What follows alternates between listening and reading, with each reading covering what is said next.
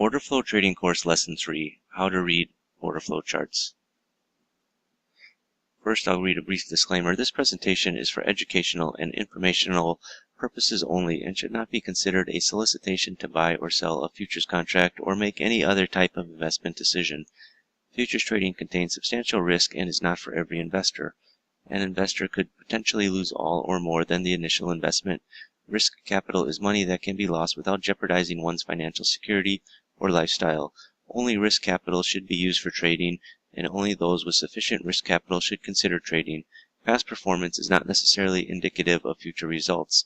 CFTC Rules 4.41 state, hypothetical or simulated performance results have certain limitations. Unlike an actual performance record, simulated results do not represent actual trading.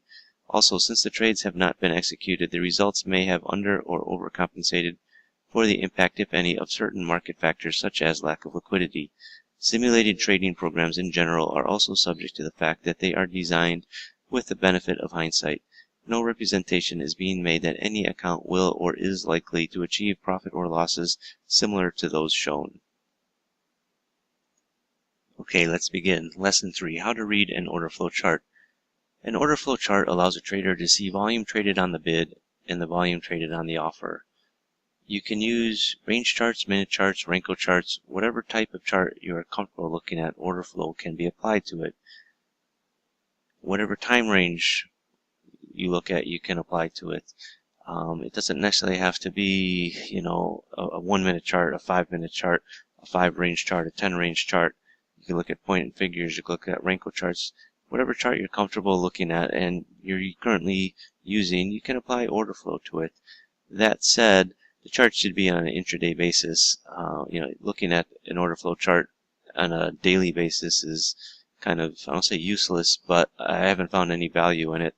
You want to see the order flow as it's coming in. If you're looking at a daily chart trying to discern the order flow, it's a mess because you're basically trying to follow the order flow, but on a daily chart, you're just seeing a big dump of data. When you spread it out over, you break it down over the trading day, that's when it's most powerful. So what does an order flow chart look like? Well, when reading an order flow chart, you compare price on the bid against the offer diagonally, not horizontally. So you're comparing the 686 against 12. It's what traded, not the bid and the offer. The market's always going to have a bid and an offer. What you want to do is compare the relationship. Again, what's important with order flows is you want to compare traded volume, not volume in the book. So when you see a footprint chart, it's the volume that's actually traded. Why is that important? Because that is what how people commit themselves to the market. When you work a bid and an offer and you're not getting filled, you're not committed. When you trade, you're committed to the market. You have a position. So remember, there's always a bid and offer in the market. That's how trading is conducted. Here you have the market 913.25 bid, 913.5 offer. The size on the bid is 280. The size on the offer is 565. If you want to buy at the market, you buy the offer. So in this case, you would buy it at 1913.50. You are considered to be aggressive. If you want to sell at the market, you sell at the bid. You are being aggressive as well. Whenever you go to the price where the market is bid or offered, you are being aggressive. If you're joining the bid or the offer, then you're being passive, which if you are content to let the market come to you, then you'd work a bid if you want to buy or an offer if you want to sell.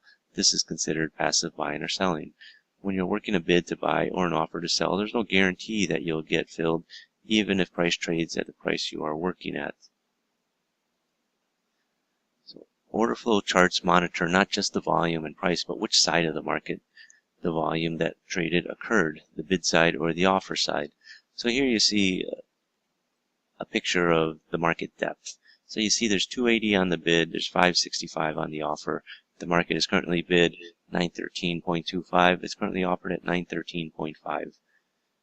Below the bid at 913 even, there's 722 lots. Above the offer at 913.75, there's 893 lots. If you are working a bid, if say you're trying to buy it at 913.25, and you're on the bid, you're part of the 280 lots there, you're considered a passive buyer. If you're trying to sell at 913.50, you are on the offer at 1913.50. You're part of that size of 565 there. You are a passive seller. If you get tired of waiting on the offer at 1913.50, you move your price down to 1913.25. You are being aggressive. You are going to the buyer's price where they're sitting on the bid. So the guy that's sitting on the bid, he's passive, but you moving your price down from 1913.5 down to 1913.25, you're being aggressive. You're the aggressor.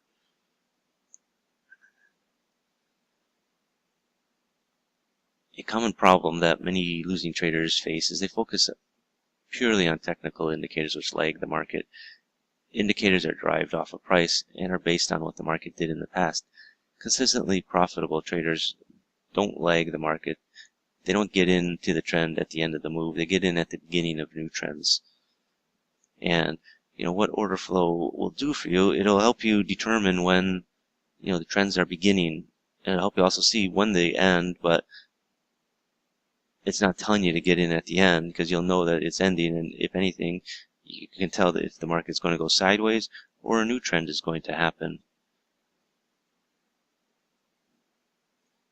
Okay, here's an order flows chart.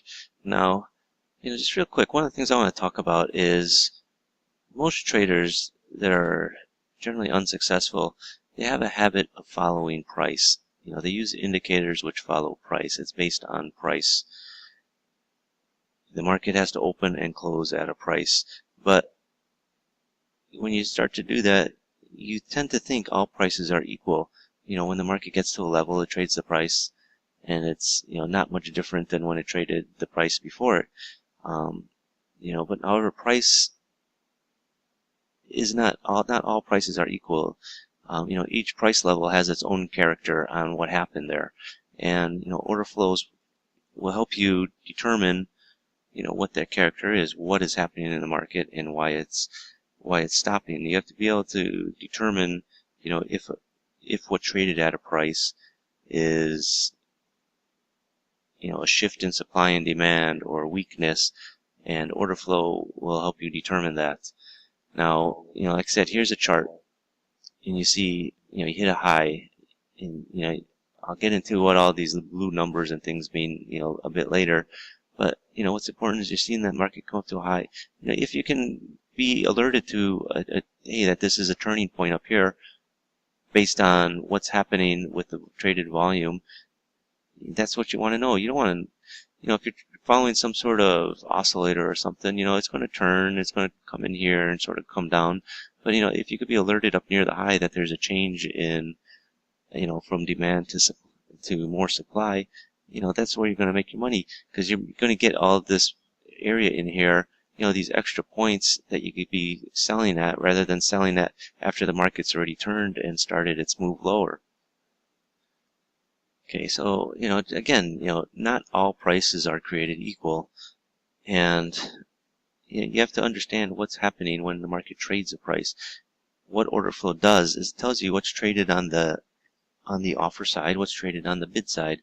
And there's going to be times you're going to see where buyers overwhelm the sellers, or market's moving so fast that, the buying is frantic. You want to be able to pick that up, pick up these times when, buyers are being overly aggressive. Like you see here, you're seeing buying imbalances on the way up. You're seeing these zones, and the market just shoots right up. It retraces back into these levels and shoots back up. Lots of times as a trader, you want to, you see the market is fluctuating up and down, and, one bar retraces to a certain level in the previous bar and turns around. Why? These are questions, if you can answer, will make you a better trader. And that's what order flow does. It helps you answer those questions. Why did the market retrace back to this level here? Why did this market come back to this level here? These are questions that order flow will help you to answer. Before in the past, nobody could really have a firm answer, back before computers. When you're just looking at individual bar charts, it was a lot more difficult. Now with the advent of computers, it's a lot easier. What order flow will help you see is when you see what looks like buying early, but it can't follow through, and then it changes and sells off. It's alerting you to these things that you're not going to ever see in a normal bar chart, because bar charts generally do not look at volume at all. And volume is a big part of trading, especially traded volume. There's a lot of products on the market, that are DOM related, that deal with, looking at the depth of markets and, what's behind it and all that. But that's not actual commitments of trading. All that is just, people's intentions. Once the trade happened, then people are committed to the trade. So you're going to see areas where volume, bulges out, or areas where there's aggressive buying and it can't follow through, and then the market starts coming off. These are areas where, as a trader, you want to take advantage of. Now, there's one important note with order flow. For me, I find it extremely important to wait until the bar closes before taking a trade. So, what I'm trying to say is, again, don't enter a trade while the bar is still forming. A seemingly bullish bar on an order flow bar can turn into a bearish order flow bar very fast. Be patient. One of the most common mistakes in trading is being too eager with an itchy trigger finger on the buy or sell button. Sometimes, when you're watching an order flow chart develop, a footprint chart, and it looks like it's going to be a very bullish bar, but you should really wait for it to close. I mean, we all want to catch a move early, and you think, well, it looks like this bar is about to close. I think I could get in and, get a couple extra ticks out of it, rather than waiting for the bar to close, have confirmation that, the bar is indeed what it is, and get in a couple ticks later. I know I've struggled with that in the past. I've always wanted to be the first one, to show up and the last one out, but you're going to run into problems. I mean, 90% of the time, when a bar is really near completion and you think it's going to be complete, it will be, but it's those 10% of the times where it can just change on you. Here's an example. What to do. Okay, you have this bar here, this red candle, on both charts it's the same, but this bar here is developing, and you're thinking, hey, I've got some stopping volume at the bottom here. The bar is green. I want to get in. I want to catch a move. We're going to go higher. Well, what happens a few minutes later? You're still in the same bar. It hasn't completed. Now it's turned negative. And instead of having the ratio on the bottom, you have a ratio on top indicating stopping volume on top, whereas earlier you had stopping volume on the bottom. And what happened? This is how the bar ended up. The bar sold off, opened up the next bar, and sold off another 2 or 3 points. So, that's the end of lesson 3. In the next lesson, I'll explain the terms used with order flow. So by then, you should be able to understand, the charts a lot easier when you hear me talking about the charts and using certain terms. But, just to go back a second here, I just want to spend a little bit more time and talk about the order flows chart. What you're looking at, right, it's a footprint chart. It's a footprint of what traded. 3 lots traded on the bid here against 122 when it was offered there. 174 against 265, 150 against 816. Now the bar can move up and down. Like I said just now, wait for the bar to close before determining if it's an up bar or a down bar. Because, the bar can go up and down, up and down, up and down over, a period of time, because that's what the market does. It trades, it facilitates trade. So the market is going to go up and down. Eventually it's going to end, on one end or the other. And the market's going to go higher, it's going to go lower. So, what you want to see is what it looks like after it's formed. When it's sort of in the middle of forming, it's not complete. It's not a complete picture. It's only a partial picture. That's why you should wait for the bar to close. And, and understand you're looking at price horizontally, not diagonally. The only time you're looking at price diagonally is when you're looking at the point of control, which is this box. But, we'll talk about that later. But what's important is you're comparing price, what's on the bid versus what's traded on the offer. Why is that important? It's because, the market doesn't trade at one price. It trades, there's a bid, there's an offer. So someone's going to sell into the bid or they're going to buy the offer. And that's what you want to see. You want to see the actual traded volume, not just the depth of the market that, maybe there's, when you're down here at 190025, maybe there was 500 lots on the bid, but there's actually only 3 people, 3 lots that traded to commit to that price. Whereas, when it was 1950 and a half offered, maybe there was 250, but people were interested in buying it. As people started buying it, the people that were selling it probably moved their offer back up to, 00.75. What's important is it only traded 122. You can read and you'll start to learn how to read the numbers as you go along in this trading course. So that's the end of lesson 3, and as I said, we'll pick it up in lesson 4 when you're ready. Thank you.